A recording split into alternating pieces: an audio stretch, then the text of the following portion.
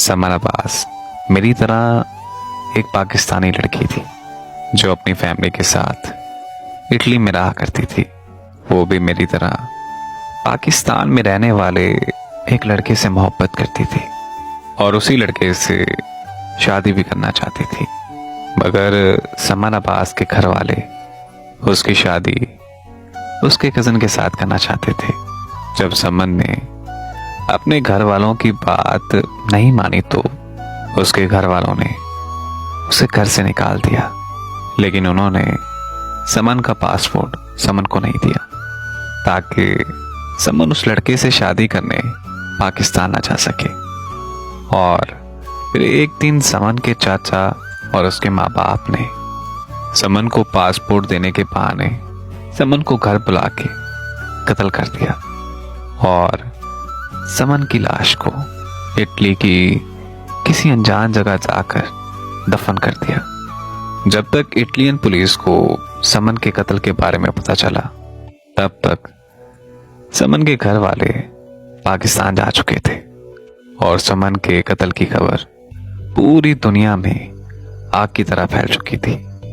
Italy जैसे तरक्की याफ्ता मुल्क में समन का कत्ल हो जाना इटलियन गवर्नमेंट के लिए एक बहुत बड़ी बदनामी का सबब था। इटली के हालात बहुत खराब हो चुके थे। इटली की आवाम सड़कों पर एहतजाज करने के लिए निकल आई। इटली की पुलिस ने मुझे और मेरी फैमिली को इसलिए पकड़ा था कि क्योंकि जो मेरी कज़न इटली में रहती है उसने इटली की पुलिस को हमारी शिकायत की थी कि हमारी फैमिली में भी समन केस की तरह मसले चल रहे हैं और इसी तरह इटली की पुलिस एक और मौत नहीं चाहती थी। फिर पुलिस वालों ने मेरे घर वालों को समझाया और डराया भी कि मैं जहाँ चाहती हूँ वहाँ मेरी शादी कर दी जाए। मेरे अब्बू ने पुलिस वालों से वादा किया कि मैं जहाँ कहूँगी मेरे घर वाले मेरी वहाँ शादी कर देंगे। ये सुनकर मैं बहुत खुश हुई और फिर पुलिस वालों ने हमें छोड़ दिया। लेकिन हम जैसे ही घर आए तो मेरे अब्बू ने खुदकुशी करने की कोशिश की। तब एक बेटी अपने बाप के सामने हार गई। आखिर बाप की जान हर औलाद को प्यारी होती है। तब मैंने अपने अब्बू से वादा किया कि मेरे अब्बू जहाँ शादी का कहेंगे मैं वहाँ शादी कर लूँगी। इतने सालों की कोशिशों के बावजूद भी मैं उस दिन हार चुकी थी।